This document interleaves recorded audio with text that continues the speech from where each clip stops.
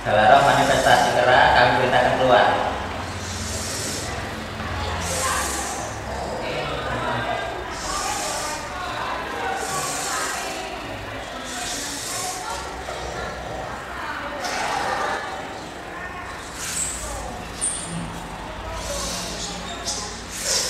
Roh yang masuk tanah kuda-kuda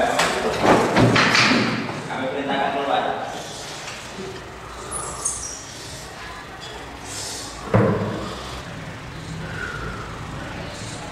Ritualnya sudah diakui sebagai dosa, tidak ada lagi dasar untuk berdiam di situ.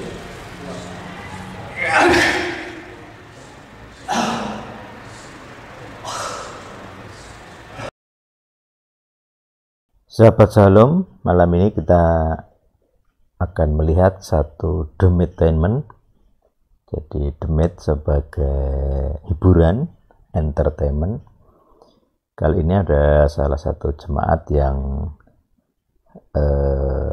katanya memiliki ilmu kera. Di ilmu kera dengan salah satu posisinya seperti di sini. Jadi kalau perguruan bela diri biasanya ini ada dua ilmu yang rutin yang sering dipertunjukkan, yaitu harimau, di kodam harimau, roh harimau. Kemudian yang kedua kera. Jadi saya melihat di beberapa perguruan seperti itu. Nah, kemudian ini ada jemaat yang memiliki ilmu kera gitu ya. Jadi ya bisa diduga manifestasinya ya akan seperti hewan kera gitu ya, memanjat-manjat. Itu juga bisa dilihat sendiri gitu wujudnya, gerakannya maksudnya. Nah, kalau jadi kita gitu ya, jadi orang percaya, orang-orang yang ini orang-orang yang berjalan lurus seharusnya tidak perlulah ilmu kera gitu. Satu, karena kemampuan kanuragan bela diri itu sebenarnya promosi saja dan ada efek sampingnya gitu ya. Jadi efek sampingnya ya bisa dibilang merugikan sebenarnya. Jadi kalau untuk anggota El-Sadik jangan ikutan. Satu, karena dengan berkelahi kita bisa menimbulkan banyak masalah. Yang kedua, efek sampingnya bisa tidak enak nanti. Dari gangguan kesehatan, gangguan spiritual. Jadi semakin Anda punya ilmu, semakin mudah diserang. Sebenarnya begitu. Nah, di sini kita akan melihat bagaimana proses mengeluarkan kodam kera, roh kera, dan segala legionnya. Mau seberapa banyak pun tidak masalah. Bukan hal sulit. Kecil ya. Intinya begini, jadi kita mengadu kuasa dari ilah-ilah lain dengan kuasa Tuhan yang hidup gitu. Jadi mana yang menang powernya? Menang powernya ya bisa menendang gitu ya. Jadi kalau ilah lain, Tuhan lain itu berkuasa, atau ini kebetulan ini kera, berarti kita bisa bilang dewa kera atau Tuhan kera gitu ya. Sesembahan kera, apakah dia menang melawan Tuhan yang hidup? Nah, ini makanya sering ada namanya adu power, adu kuasa. Dan ini salah satu bagian dari pembuktian metode legal ground. Jadi dunia roh punya hukum yang bahkan semua roh harus taat. Jadi kalau menguasai hukum roh, nah ini jadi penguasa dunia roh. Nah, kalau penguasa berarti dia harusnya pencipta, kan begitu. Kalau sampai kalah ya berarti bukan Tuhan, bukan pencipta, tapi namanya Dobos. Oke, mari kita menyimak. Jangan lupa subscribe, like, share, dan komen. Kalau Anda butuh bantuan untuk membuang segala kodam Anda, boleh komen di bawah. Tuhan hidup bersama kita. Amin.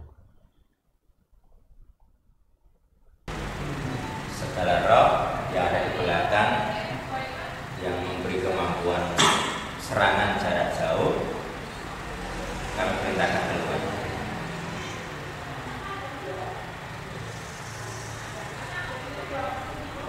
Udah mulai getar-getar gitu ya tangannya. Jadi kodam kera ini nampaknya ini ya di jari-jari tangan banyak.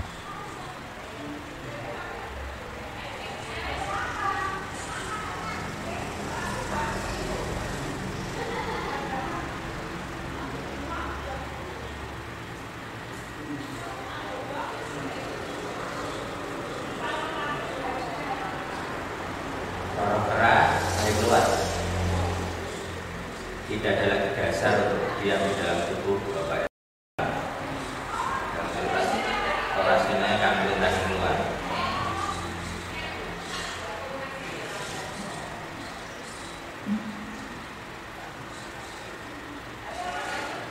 Roh yang memberi kemampuan menyakiti orang jarak jauh. Jadi pengisirannya dengan deklarasi ya. Deklarasi cukupnya saja.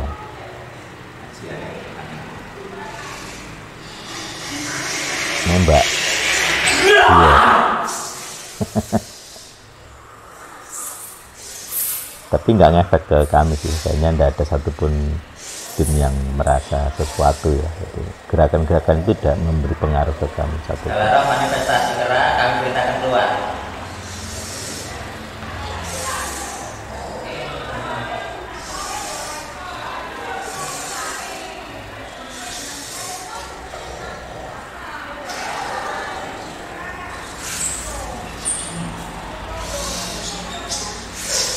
Roh yang masuk tanah kuda-kuda, kami perintahkan keluar.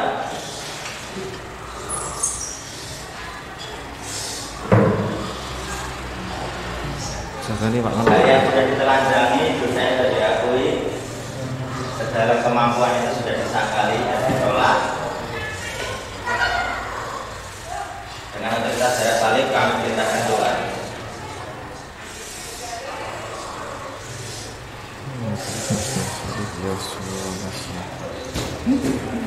Zaman dulu asik nih. Sekarang jarang yang meriah-meriah sini.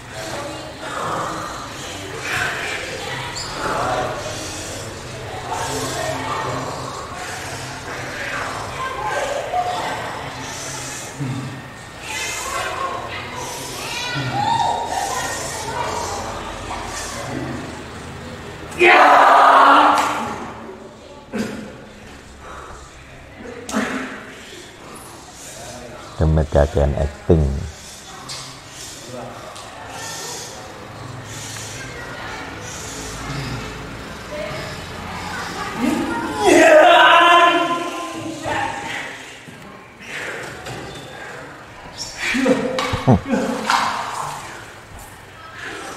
Jadi tim harus menjaga supaya tidak kekuatan kami sangkali benturan. Kekuatanmu, kuasamu sudah dipatahkan dari darah salib. Kami perintahkan keluar.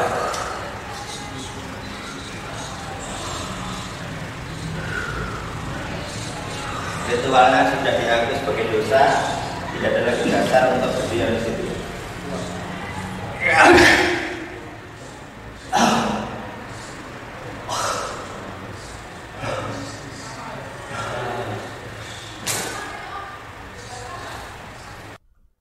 Ya, nampaknya udah keluar itu ya. Jadi ada hentakan terakhir, dia mau berdiri nggak sanggup. Nah, itu ya bisa dikatakan itu ya kalah power itu ya. Powernya kalah, kuasanya kalah.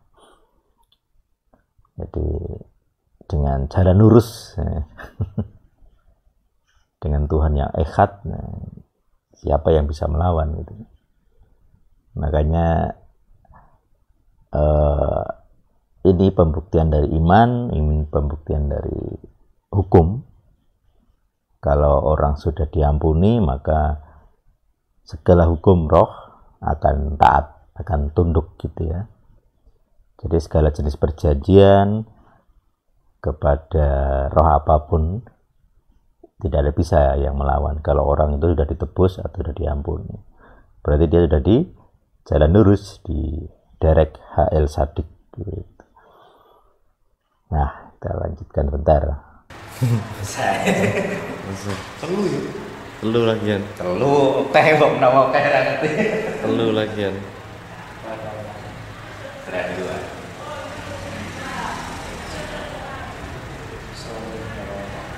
Langsung Saya lanjut. lepas langsung sadar. Sudah sadar ini ya, sudah bangkit.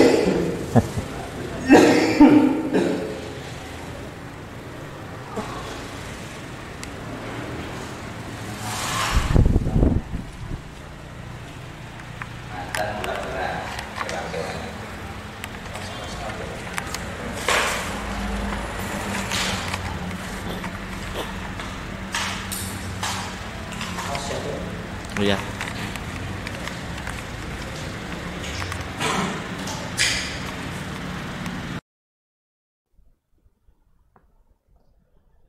Demikianlah Demetainment kali ini. Jadi saya sangat senang bisa mengambil bagian dalam pelayanan-pelayanan seperti ini. Walaupun sebenarnya di awal-awal pendirian pelayanan HL Sadik ini bukan itu ya. Jadi tidak pernah terpikir untuk membahas pelepasan gitu ya, atau ngurusi pelepasan roh gitu, karena saya lebih suka sesuatu yang bisa dilogika, maksudnya menggunakan pikiran. Tapi rupanya ngajarin orang Alkitab itu tidak mudah. Jadi halangannya ternyata roh jahat gitu ya. Jadi siapapun yang roh apapun yang bisa menghalangi orang belajar Alkitab, nah itu musuh saya. Jadi bagi semua anggota HL Sadik, saya bisa memberi jaminan lah. Kalau Anda punya masalah dengan roh, dengan setan gitu, berkaitan dengan okultisme, saya jamin beres lah. Asal mengikuti kurikulumnya gitu. Jadi mengikuti kurikulum pemuritannya, mengikuti kurikulum pelepasan. Jadi, tidak ada masalah yang terlalu sulit untuk diselesaikan. Baik, demikian. Semoga bisa menjadi hiburan, karena ini Demetainment gitu ya. Tapi juga menjadi perhatian, menjadi contoh bahwa kita itu pemenang gitu. Jadi kuasa darah salib itu menang, mau apapun deh, ilmu apapun. Asal dia pakai kuasa setan, itu gampang diurusi. Oke, itu. Kalau Anda butuh bantuan, butuh pelayanan, bisa hubungi saya atau hubungi tim-tim HL Sadik yang ada yang Anda kenal. Tuhan hidup bersama kita selalu. Amin.